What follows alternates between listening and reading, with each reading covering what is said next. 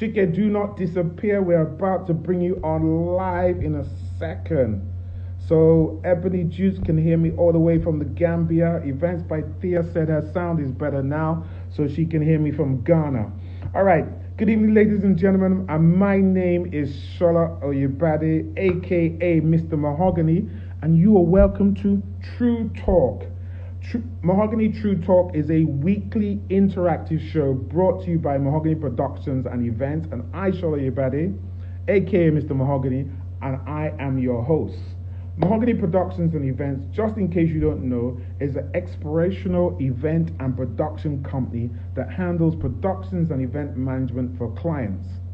This show is going to focus on everything that has to do with events, from production to event management, hosts, music, even food. We will be bringing you the top guns in the industry to talk to you guys and give you the inner scoop of what the industry is really like. It will be an interactive session, so we expect you to come on. We expect you to talk to us, all right? Give us your own feedback. Tell us what you want. So please have your questions ready. If you want to come live, unfortunately this one we can't, but we will take your questions. And as you can see, we have in the house, DJ, crowd. I'm mixing here. Mix. No, Car please. controller. Oh my God. This is the real man. This is an honor. Hello. How you doing? Oh yes, this is an honor. This is an honor. Guys, you don't understand. When you get celebrities like this that agree to come to your show, you have to be humble. Because these are guys that are always so busy. They're always working. They're getting phone calls. They're negotiating deals. They're doing all kinds of things non-stop, left, right, and center. They're doing something.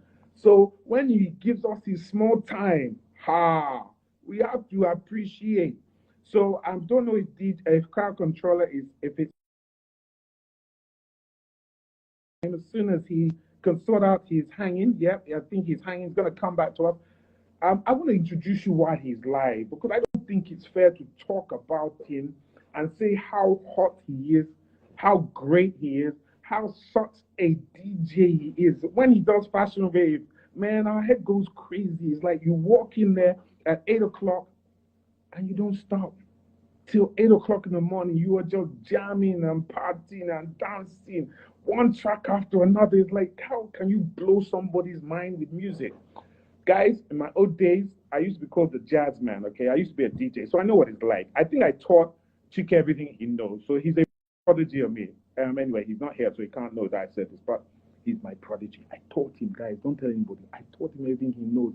I am the baddest ass DJ around, so I taught him. So he's coming back on again. Hopefully the internet things have sorted themselves out. Sorry, guys, this is how it happens. We have to put up with these things. DJ, are you back with crowd control? Are you back with us again? You're really having some problems with your with your internet. Go to phone now. Don't use your Wi-Fi. Are you okay now? You're back with us. Okay. So let's get into it. We've lost a bit of time. So I want to introduce you. Chike Umar, popularly known as, you didn't know his name. His name is Chike. He's an Igbo boy. Don't joke. You people don't know his name. Now his name has been revealed to you people. Popularly known as the Crowd Controller, is an extraordinary DJ and music producer who foresees, this guy has magic in his hands and in his head. He foresees the dance tempo of his audience even before they do. You know how you can just go from one badass tune to another badass tune to another, that's him. Apart from producing music and DJing at events, Crowd Controller also works closely with show producers such as Mahogany Productions to give them the right vibe from every aspect of their show. We're going to talk about that in a minute because a lot of people don't understand. They believe that when you have a DJ at certain shows, all they just do is ding, ding, ding, and that's it. No, this guy, he helped to make my show extra special. All right? So the Crowd Controller has worked on numerous events, including GT Bank Fashion Weekend, Fashion Finance Africa. He's worked for One Africa, I think it is. He's traveled around the world to America, to Canada, England, and in fact, I can't even keep up with the country he's gone. Just know that his passport, he changes his passport every week because the stamps are too many. Okay, so fashion fine, and we'll be sharing the importance of maintaining the right vibe for your event. Chike, crowd controller, Yes. How welcome you to the doing? How you show. doing? Thank you so much for having me. This is really an honor to be here. I watch this show like every week, so I'm really happy to be here. It's good stuff, good stuff, good stuff, good Thank you. We've been seeing you. We appreciate your support, because we're not easy. We know it's stuff. not easy. It's not easy, So it's not please, easy. we appreciate when we see you come on. We thank you. I think 2 shows back, somebody was asking about you, and I had to update them. I said, look, this crowd controller, he's not a DJ. He's at another level. So people have to understand that. Let's get straight into the questions, okay? Okay, Because let's do that. we don't have Let's much do time, and people want to hear you talk. They don't want to hear me talk, please. They're not interested in me. that. So, crowd controller, Okay, let's talk. to Let's you, talk. yeah, what's the importance of a DJ at any event? I mean, why can't just anybody play music from their phones or connect it to a speaker? Why do they need to have somebody like you? Why do they have to pay the big bucks they pay for you? Why do different DJs can command $1,000 for a session, and there are DJs like yourself that charge $100,000 per session? Do you understand? What is the difference? Explain it to us. Okay, so it's basically about having putting in. It's like a soundtrack. Every movie, you can't watch a movie just like blur.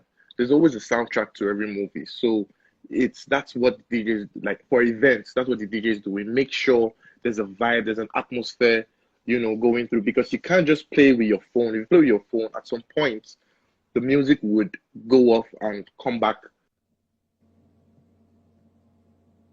Hey, right. So it's just like this. As internet will go off and come back. It looks like crowd controller is having some issues with his internet, because I can't hear him. I don't know if you can hear him, but I can't hear him. Put a shout out. Crowd controller, we're having issues with your internet. It seems to be going on and off. Is that right, everybody, or is it just me? Can you guys hear him? Because if you can hear him, I'll let him keep talking. Crowd controller, can you hear me? We seem to be having I can hear problems with you. your internet. Yes. You seem to be in and out. Okay, I can hear you. Okay, continue. Sorry, we couldn't hear you. You cut off. Okay. So I was saying for events, you need to have, the right soundtrack and the right vibe for every event.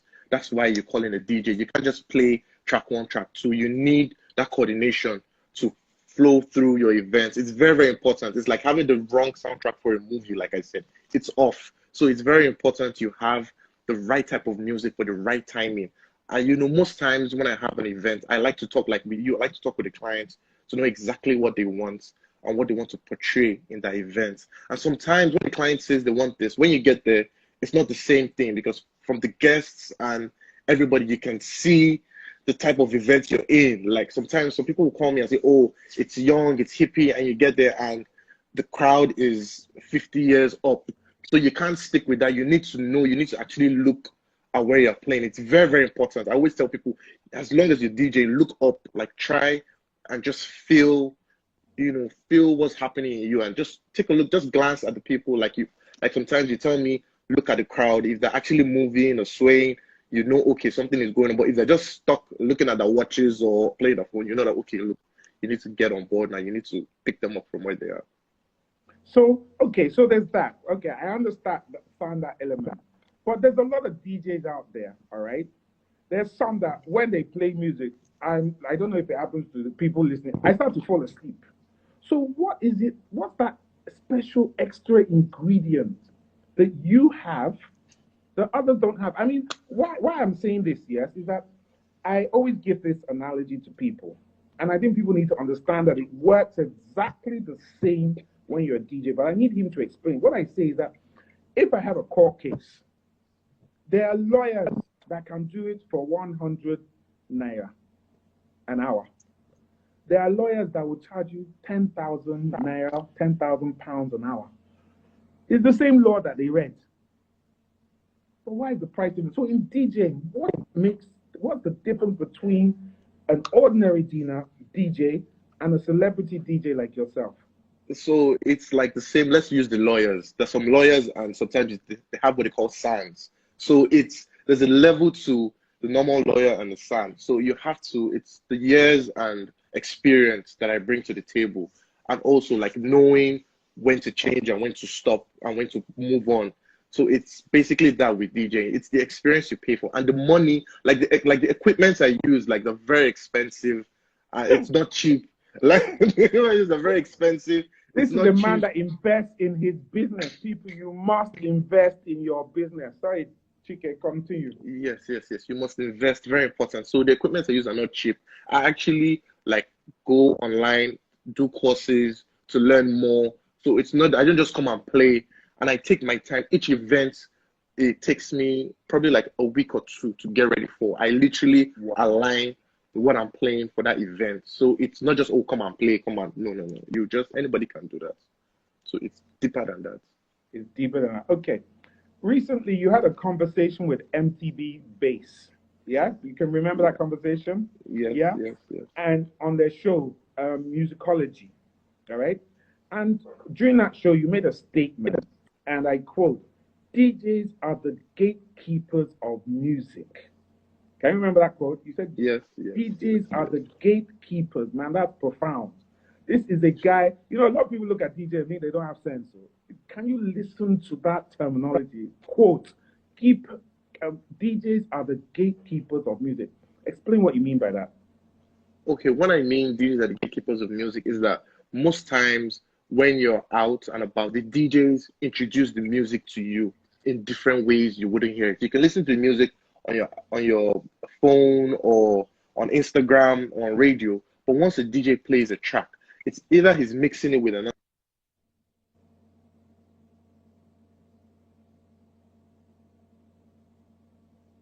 Okay, I've lost him. I'm not sure if everybody else has lost him because you're never sure with this internet.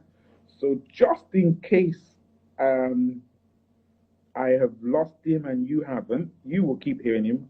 I will just keep talking for those of us that are just able to listen to me. Guys, I want you to keep your questions. Okay. I'll be Sorry, back. Can you hear me now? yeah, we can hear you now. We keep losing you. Go ahead. Okay, Sorry. sorry, sorry. So I was saying, DJs literally introduce music to people. Like most times when I play, people come with the Shazam or phones. Like, oh, what track are you playing? I need to know what song, what song.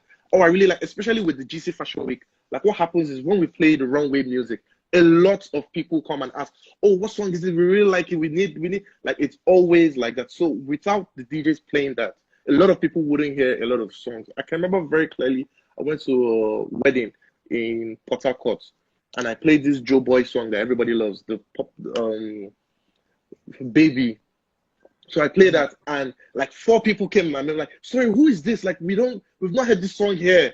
And I'm like, "This is Port Harcourt. I would think everybody would know this." Yeah. So it's very key. The DJ's position is very key, especially with pushing your music and knowing for artists when they want to push your music, you need to involve the DJ. You need to let us know, oh, this is what we're trying to do, and this is, you know. Okay, so we got questions coming in. Magege Love says, how did you become the wedding DJ to go to in the industry? Because they say that's kind of a niche. And it's like, I actually agree with Magege Love because I know nowadays that if crowd controller is not playing at that wedding, why are you going? It's become like that now. So how did that come about? Okay, so funny thing is that big shout out to No Surprises. My first event in Nigeria was with No Surprises. I just moved back from London, and I didn't know anybody. So my sister's friend was getting married, and she said she wanted me to DJ. I was like, okay, no problem, because I was DJing back in the UK, and I was like, okay, no problem. And she introduced me to her planner, No Surprises. And I remember she looked me in the face and was like, why are we using you? Like, I don't know you. Like, what? Like, she was like, you better be special. Like, you better do something special. I was like, don't worry, ma. It's good. With a straight face, I was like, don't worry, ma. It's gonna be excellent. It's gonna be perfect. And lo and behold, it was a fantastic wedding. Like we partied till I think like 3 or 4 o'clock. And big shout out to Mr. Kume. Mr. Kume was working with No Surprises then, Mm-hmm. And he was like, "Oh wow, you're really good." And a lot of people, Bunny, like a lot of people that I met in the industry were working with No Surprises. And from there, when everybody moved to start doing their own thing, they kept on calling me. The guests kept on saying, "Oh wow, like who's that DJ? Who's that guy? Who's that?" For like 2 years, nobody knew my name. They're just like, "There's one that DJ from Oriental, that DJ from Oriental, that DJ from Oriental." I was like, well, so that's what really shot me in the wedding industry, because it's such a small industry and people are very particular about music when it comes to Mm-hmm. to the wedding after party. Wedding after parties are becoming a whole ball game now. I get booked just for the wedding after party sometimes. So Wow. it's a whole different ball game now. So my wedding started with No Surprises, and yeah, since then, no, that's why I always tell people, play anytime you have the opportunity to play, play with your heart, play with everything, That's because right. you never know who is watching or who. It's happened to me too many times. So that's why every time I'm coming out to play, I'm in it 100%. I'm not 99%. I'm there 100%. So kill the show. I mean, you've got to do things with passion. One of the things that I found with some people is that they might look at a crowd controller and say, "Wow, this guy's always booked. He's always um, making money. He's here. He's there. He's everywhere. Me, I just want to be a DJ." But they don't. They're going into being a DJ for the wrong reason. They're going for it most likely because they want to make money and they think they've seen that as an avenue and they think it's easy to just put a track together and stuff like that. Like me, when I used to DJ, I was telling them earlier, my own DJ name in those days. They are laughing. I was a badass DJ from university. There was no jam that when I was at par. Anyway, it's okay. You younger ones, you can be laughing now. So just like you, I had my own nickname. I was called the Jazz Man. So back in those days, me, let me be honest. So I could not mix. I don't. I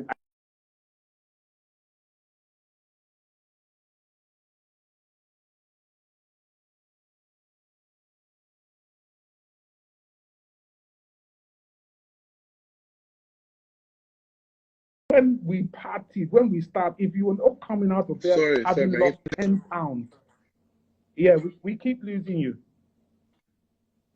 Do you want to try another connection or another place? We keep losing you. I'm not sure why. So when I DJ, if you don't come out of there pouring sweat, having lost 10 pounds, you are not at a party, man. What is this? What is this?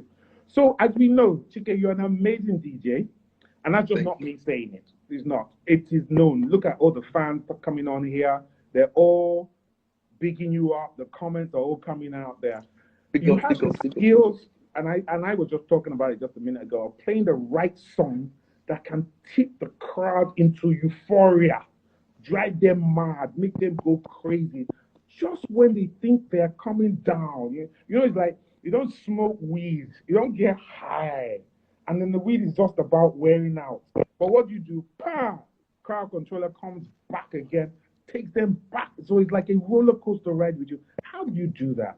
How do you perfect that kind of skill? It's nothing but practice. I always tell people practice. Before I practiced, now I don't practice as much, but I used to practice 7 hours a day, like Wow. every day, back to back to back. And I put scenarios in my head. I actually play scenarios out. Okay, look, we have 30 minutes, the party is dragging. How can you get them in?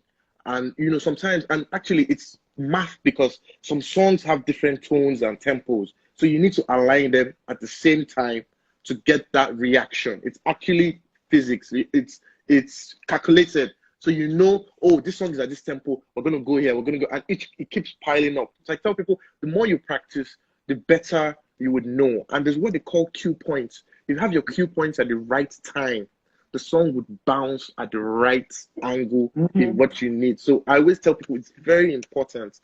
Get your music aligned and practice it. Once you practice from the top of your head, you can wake me up and tell me you have 30 minutes to do this. In fact, you give me 10 minutes, I can get everybody, pumped up, and I know what to do because I practice every time. It's very, very important. And guys, let me tell you something about practice and something about what crowd controller said earlier. He said, you don't know who is watching and who is listening. Let me give this quick story. Chike will remember the story. Um, did, Crowd Controller was working with us as part of the GT Bank Fashion Weekend 1 year. And then this was about a few years back, if I remember correctly, about 2, 3 years back. And then we had to go for a break in between because we needed that extra bit of time to get the designers ready. And we didn't want people in the audience. I mean, there must have been about 1,500, 2,000 people there. We didn't want them to get bored. So I go to, okay, Chike, I said, listen, I need this crowd to be on fire so that I don't lose the energy from the show. Hit me up. Chike worked his magic. After the show, I won't mention her name, but one of the senior managers from GT came to me and said, Chola, that DJ, he must play for Oga after the event. Oh, how much is it to pay for him? I said, no. I said, they said they had been to you. And you said, no, you had another event. You didn't remember. Can you remember? You didn't have another event. She'll kill us if she ever watches this. You didn't have another event. So I said, so when they came to me, I said, man, Chike is a busy man. Oh. I don't think he can do for you, but I can try and use my influence, but you're going to pay. Because they were trying to pay, you know. So I said, you're going to pay. Oh. Next thing, came back, Chike, can you do it? He said, yeah, can do it. Oh. I said, okay, they're going to give you X amount of ads. You know, Chike and money. He was very happy. Crowd Controller, he was very happy. They paid him the money. And since then, if I'm not wrong, GT have used you for all their major, in fact, nearly all their events where they need a GT. Am I right? Yeah, you're right. That is what it is about. Give your all the time. If you give your all the time, guys, it will benefit you in the long run. So apart from playing music to entertain the audience, okay, you've also worked with myself, you worked with the likes of Kumi, No Surprises, where we produce shows, all right? So for me, when I produce a show, so I'm having to explain just in case the audience don't understand. So if I'm doing an award ceremony, for instance, yeah, every time the host comes on stage, we have agreed a track that the host is going to come on to. Crowd Controller has to cue in that music at that particular time. Or if we have guests coming from front of house, he has to cue in a particular track at that time.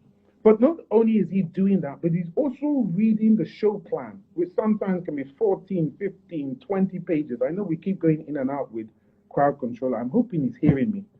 And then he has to follow that script and do that. So my question to you is this. I'm hoping you heard all what I said. I wasn't sure if you did.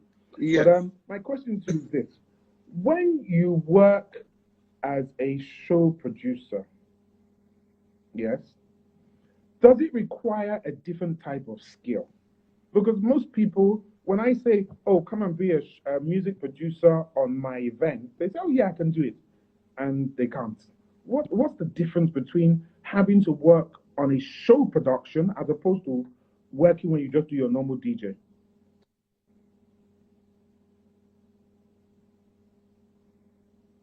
Ooh. Do you have another place where you have better reception? I don't know if it's where you are, but we keep losing you. Bro, this is like the best. It's not working. Oh. But Okay. we're back on now. Continue. I think we're back on now. Yeah. So, Yeah. from what I gathered, so when we work the production shows, which is very, very stressful, I always dread going into them because I literally come out with migraines when we do the production shows. It's easy to DJ. Like DJing is the easy part, but with the shows, you have to. It's discipline. Like the bottom line is discipline to know exactly what is going on and to work with your colleagues. I can't just be idle while you guys are off doing, planning, and like I'm in the planning stage and I know exactly the type of show we're doing. And it's very important. And it's good, like we always rehearse, like if with the fashion shows, we rehearse the whole day. And it helps me because I know, okay, this is what's happening. This is how we're playing it. And like I said, cue points again. Cue points are so important when you DJ. You put a cue at where you want the music to start and where you want the music to stop. And you need to know and calculate how long is your track. Is the track going to be enough for what we're doing, or is it not going to be enough? Do I need to add another thing on this, or do I need to? Sometimes there's a trick I do. I actually elongate the track with pushing it back up so the track gets longer just a little bit. Or Right. sometimes I put an extended version on it, so it's playing back to back, back to back, back to back, and nobody knows like that's what's happening. But with the production is it's more of a mind game. It's a headache. It's I dread doing them, but it's the relief after is I It always all goes fall well. sick. I always fall sick after every time we do like a production, Are you you know. So serious? I legit always fall sick. So it's crazy. So yeah, that's production is because I was explaining this to a DJ. I was like, you can't if you're not good with the normal open house DJing, you can also try production DJing because it's another thing. Like when they have DJs on shows, when I mean shows is like live with IK or somebody, there's a DJ playing there. That's a production DJ. So these are different avenues of DJing. You can't, I'm a DJ and I do all. Like you can be special, you can specialize in different angles Mhm. on that. And I feel production, people would love production DJ, but it's a lot of hard work and it is mind draining. It's not for the faint-hearted. It's definitely It's not crazy. because It's it's one of crazy. those things that if as a production DJ, for the people that don't know, you literally have to concentrate for the whole 2, 3 hours of the event because you cannot miss your cue. If you miss your cue, you could literally mess up the entire show. That is it. I mean, sometimes car controller knows we'll be doing, for instance, a fashion show, and the models have to come in on a particular beat. So if he starts it at the wrong place, that whole show could get thrown out of sync. The models get thrown out of sync. You get the producers on your case. You get the designers on your case. The models later will go, crowd controller, you come for my hand now. I was the first one that was meant to come out, blah, blah, blah, this, and that. So it's very, very difficult. Guys, I need your questions. Crowd controller is here with you live and direct. Any questions that you have, please throw them out there. We want to know what you want to know. You know, what are the sort of things that you want to ask that can either help your career or when you're planning events? What are some of the stories that you've had? You know, just quickly drop us a line and we'll let Crowd Controller answer those questions. So I'm hoping he can hear me. Crowd Controller, if you can hear me, what I want to know is, sorry, this is name dropping time.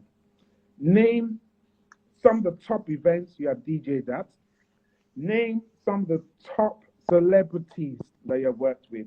Fire away. Go.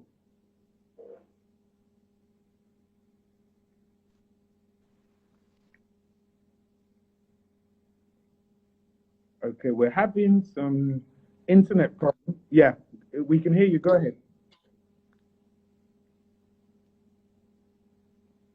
Sorry, Chike, can you hear us? Right, your internet is really, really, really bad.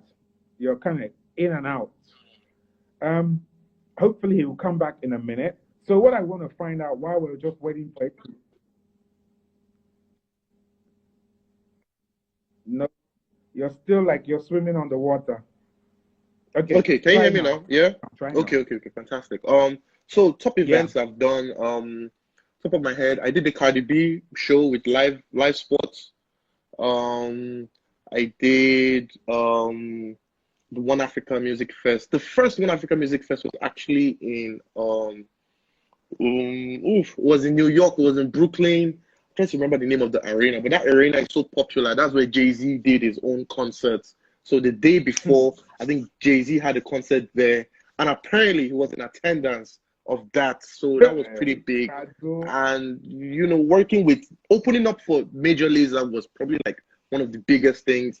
I've done Major Lazer, like they're a big DJ group with Diplo, Fire, and they're a big group. So opening up for them was like a dream come true. Like, that these are the biggest DJs in the world. Doing a show with Sean Paul. Sean Paul was fantastic to work with Sean Paul. Um, doing with who else can I say? The Nigerian artists. I've worked with every one of them from Wizkid to Davido to Banky W to Jazzman, everybody. So Lapaja was fantastic working with Lapaja because I've never seen him in real life. It's just stories I've heard of him.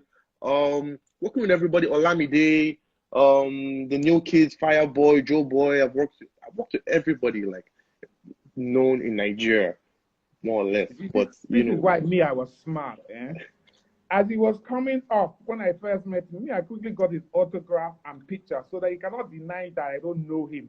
Because when they get to this celebrity status now, they'll just see, oh, hi, sorry, I'm so busy now. I'll be with you in a second. I said, okay, thank you. We remember you when you started. It's okay, don't worry, don't worry.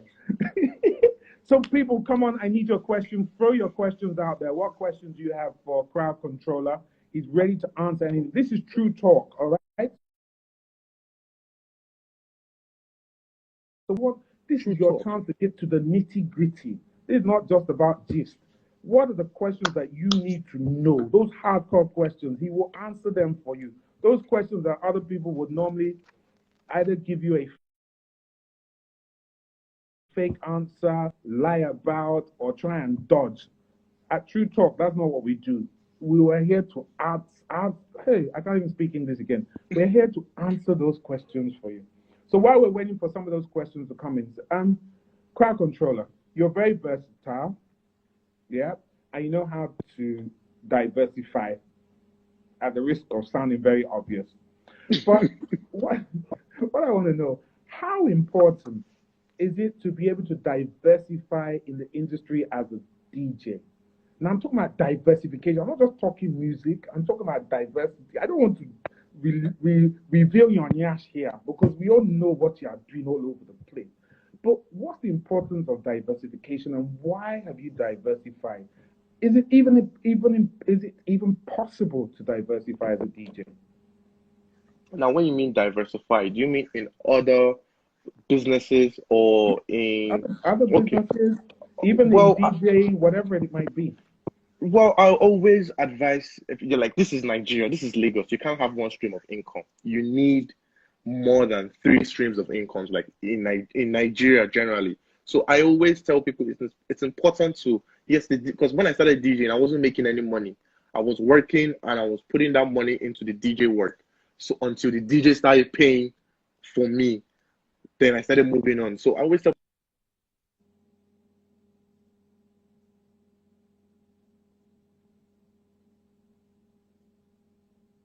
Okay. While we wait for him to come back, I think DJ Larry had a question. Who or what inspired you? yeah, hello? Yeah. So And yeah,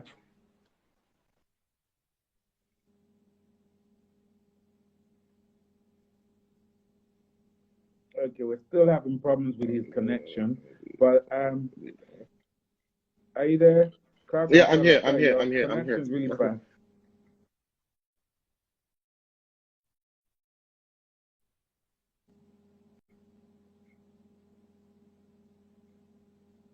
I do.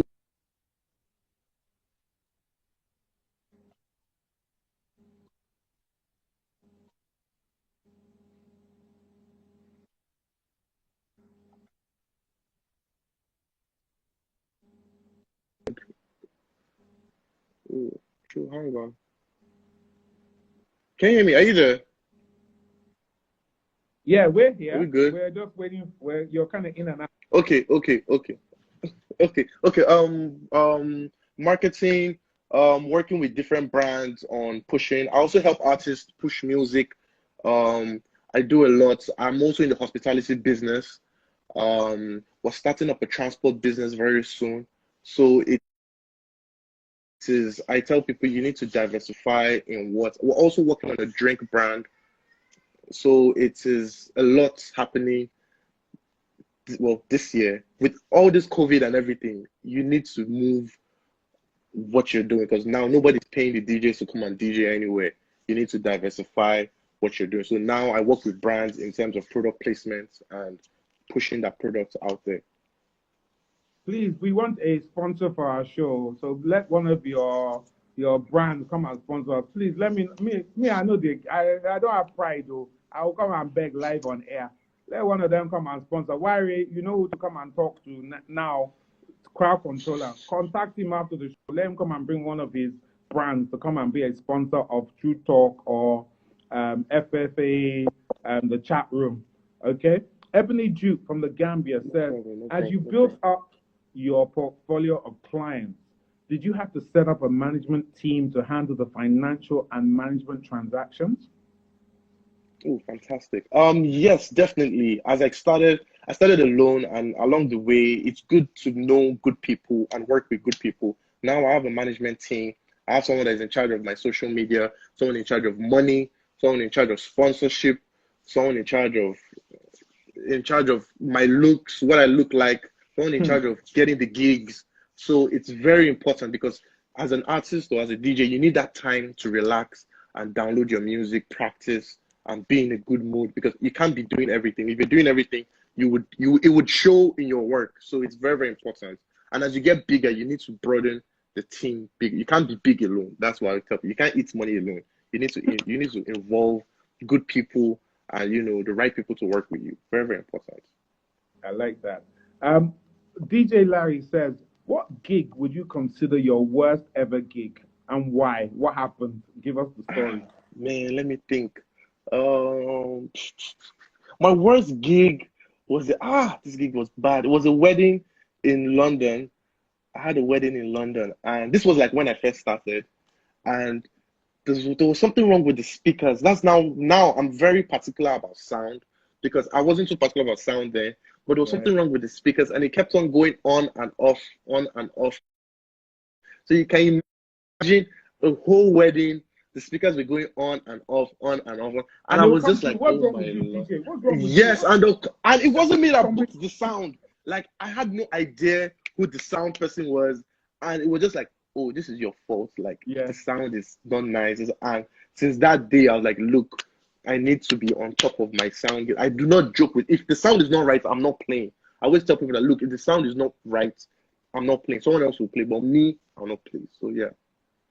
And you guys, you see, that's very important. I mean, I know somebody might listen to this and think that crowd controller is being a diva, but I myself, when I used to DJ, I had very much the same attitude because the thing about it is, people relate the speakers and the music you play as one and the same. They don't want to know that somebody else completely brought the speakers. I mean, one of the things that my Gege will always do, we don't mess about with our sound. If we do an event and then they don't use one of the sound companies we like, or we actually send the client a get out of jail card saying that we cannot be held responsible for the sound. If the sound is not good, please don't come to us. So these things are very important. So as part of your trade or part of what you do have to make sure that every aspect of your business is checked, even if it doesn't directly relate to you. I wanted to ask Chiki another question, but I'm not sure if you can hear me yet. So I just want I can hear you. I can hear you. I can hear you now. nice one. So my Gege Love has another question. Yes, this is the sort of question that you think I should have asked you at the beginning, but for me, it's an important question. But I wanted Oof. someone to ask, and fortunately, she has said, "How did you get into DJing? Give us your experience. What made you decide to become a DJ?"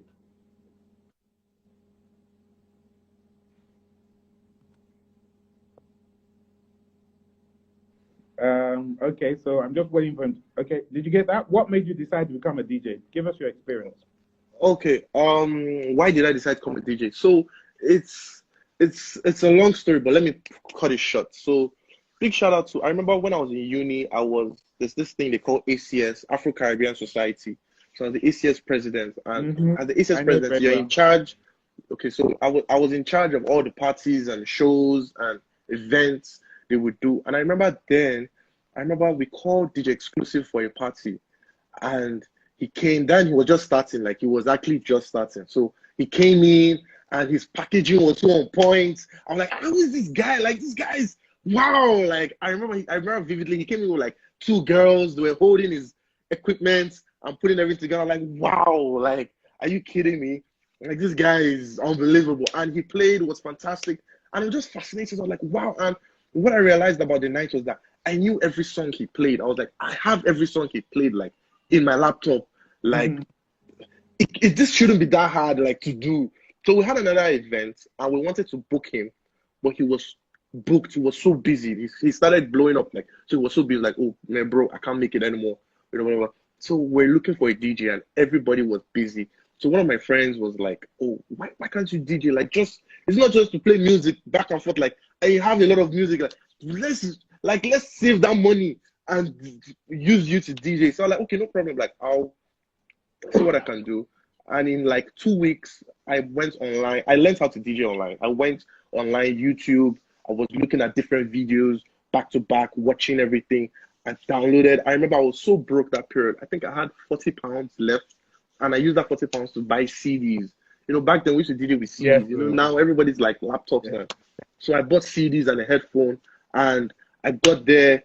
And surprisingly, it was like it was a fantastic night. Like everybody, like, wow, the DJ was so good. Wow. And I was like, this is my first time DJing. So I always tell people and upcoming DJs that it's not really about this. The skill is important, but knowing your music is the most important thing. Like knowing what to play, when to play it, taking some risks. It's very, very important because you can know all the technical parts, but putting the music, not knowing your music would hurt you because honestly, the people dancing don't know what song, or sorry, the people dancing don't know, oh, did they scratch here or they just want to hear the song coming in right after the other. So I always tell people it's your music that's very important. So yes, after that night, the club called me back and they're like, oh, we really liked you, blah blah blah. I want you playing on Fridays, and that was it. I started playing, and I always learn on the go. Till today, I still learn. Like I'm always like, oh, how did you do that? Oh, what did you? Because I actually didn't get any,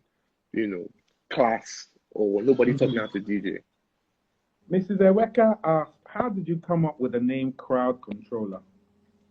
Okay, so Crowd Controller came up really funny. People still call me DJ CK.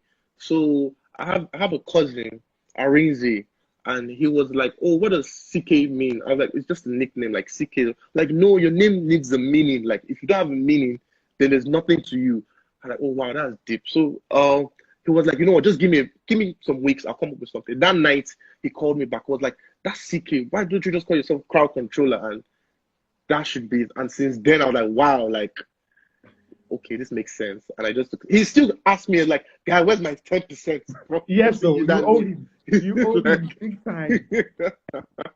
But you know the funny thing that it might sound to a lot of people that what's the big deal? A name can make or break some people. Honestly, a name can make or break people. And there's so many examples of people coming up with having great concepts, bad names, and not making. Can you guys remember MySpace?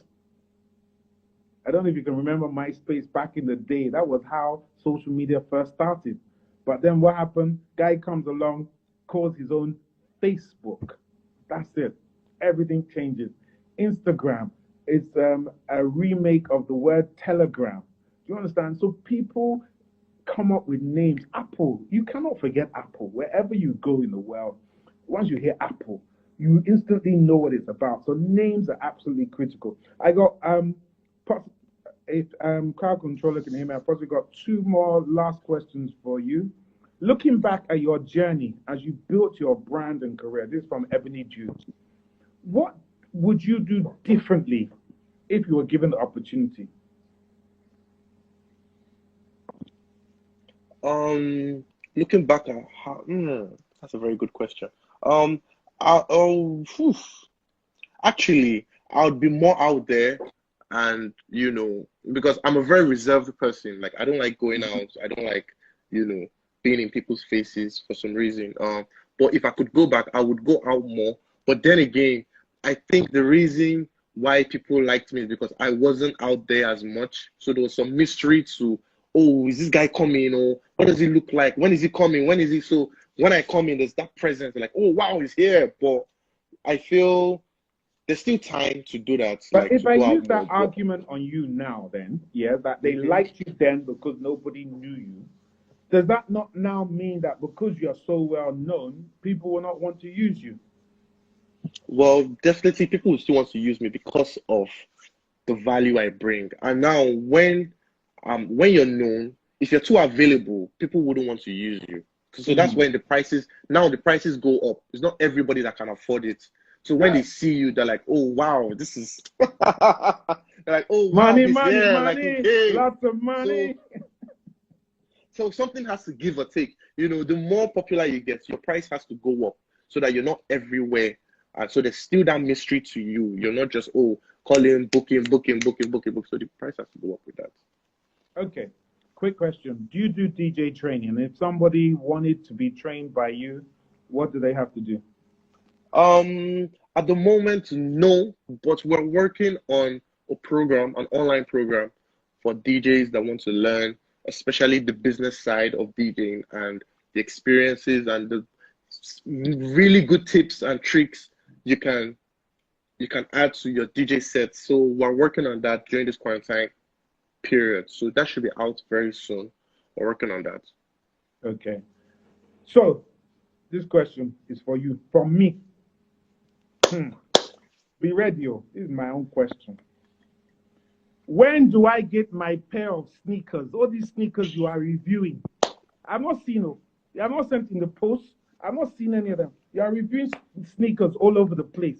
We see you with this one, that one. Those sneakers are not cheap. How did you even get into that? And I want my own. Well, the love for sneakers started not too long ago. I think I was in America, and when I was going shopping, I walked into Foot Locker and I was like, what's the whole, like, what's the big deal about trainers? Because there's so many people there rushing for trainers. And I was with one of my friends, and he told me, well, like, buy, like everybody buy sneakers, like just buy sneakers for yourself. I was like, okay, let me get a pair. And for some odd reason, immediately I got that pair, it became like a drug. So each time I'm always looking and searching for every time I travel, I come back with like suitcases of sneakers. Like, it's ridiculous. So I don't even buy clothes anymore. It's more about the sneakers. I don't even care about how I look. I'm just like, yo, what sneakers are we having today? So it's crazy. I don't know. It's like a drug right now. I'm still trying to, and my wife is so angry with it because the sneakers everywhere in the house, and she's like, there's no space for anything. So it's crazy, right? So, but how many sneakers do you have? Do you think you have now, approximately? I don't know. I can't even answer that because there's some I've given out. There's some I don't wear anymore. There's some, so it's I can't. And there's some that there's a lot in my car. There's a lot some other places. So I can't even tell you how much, you know. Yeah, I have. I understand how it. So finally, crowd controller, what advice can you give to up and coming DJs? Okay, up and coming DJs, I'd advise the same advice I give them. Practice, practice.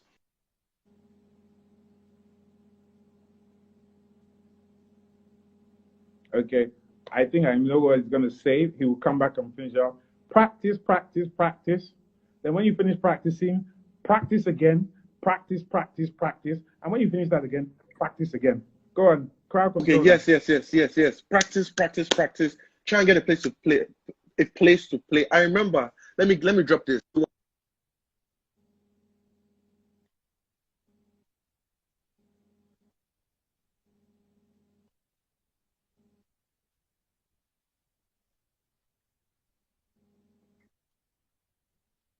And I used to get paid.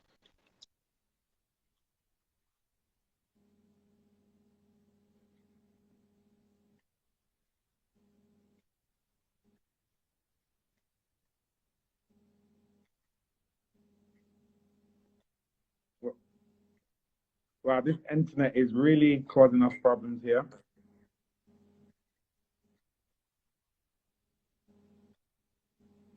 Ooh. So it's very, very difficult to get that experience. I always tell, did you guys hear that? Or should I repeat that? Because I just said some stuff. Repeat it, please. Repeat it. Okay. Let me just quickly say. I said there was a club I used to DJ at. I used to take 25K a month at that club, and I was there every Friday. So that taught me a lot, like interacting with people and seeing crowds and just working my way up because it's face value. The more people hear you play, the better. And the more you play out, the better. Like each time you have to, like each time you can play to actual people, it's very, very important because you can be in your room and practice. And when you get out, it's a different scenario. I always tell people when you're out, someone will come with drinks, pour their drinks on you, or request for this, or the volume is messing up, or people are not dancing. How do you get people to stand up? What's happening here? Where's my drink? How am I getting home? Who is paying me? There's a whole lot of things happening when you're playing with people. So it's a good experience. Like I keep saying, experience is the best teacher in this game. It's like you have to practice. That's the only like when you practice is it's so important. It's so important to practice. Crowd controller. You have controlled us. You have controlled us tonight. Boom.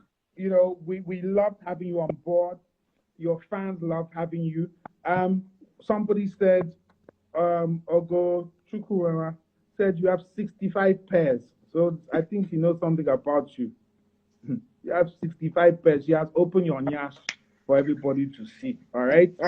So he has myself, Wairi, and Magege will be visiting you soon to come and collect our pair of sneakers. But they may not be your size though. They may not be your size. Me, I'm a 45. No. I'm a 48. Damn, you got big feet. Ah, okay. Damn, there ain't too many people are going to be a 48. That's like something like a size 14. Yeah, size 14. God. Hey. Yeah. Anyway, moving swiftly on because that's big feet, man. We'd like to thank you, Crowd Controller. You've been an amazing guest. It's been fantastic having you. You've given us an insight into music, show production, how you got started, what it's like to be a DJ, how you can make lots of money. That is not just easy money. It takes a lot of hard work to make the money. You've also showed us that with COVID-19, you've got to diversify. Man's into logistics. He's going to be doing training. He reviews sneakers. He puts stuff out there for brands. He's going to get sponsored for FFA and Mahogany. So he's doing all of these things. Also, one of the ones he didn't tell you about, DJ is Crowd Control is a partner with us on Fashion Rave. So, you know, he's one of our partners on that. That is something big that's going to be coming soon. I've got less than 2 minutes left, so I've got to say bye-bye to my guest. Crowd Controller, man, you're the best. We love you. Thank you so much. We'll see you at the next party. Thank you. Take care. All right. Take it easy. Bye. Bye. Everybody, it's been an amazing evening. Sorry about the connections. These things do happen. I'd love to thank you for joining us on Mahogany True Talk. It has been amazing with time with DJ CK or Crowd Controller. Please make it a date with us next week. All right, we'll be bringing another industry expert right here at Mahogany International by 8 o'clock. So watch this space to see who we're going to be having. We've also got our training coming on for people that are interested in getting into show production.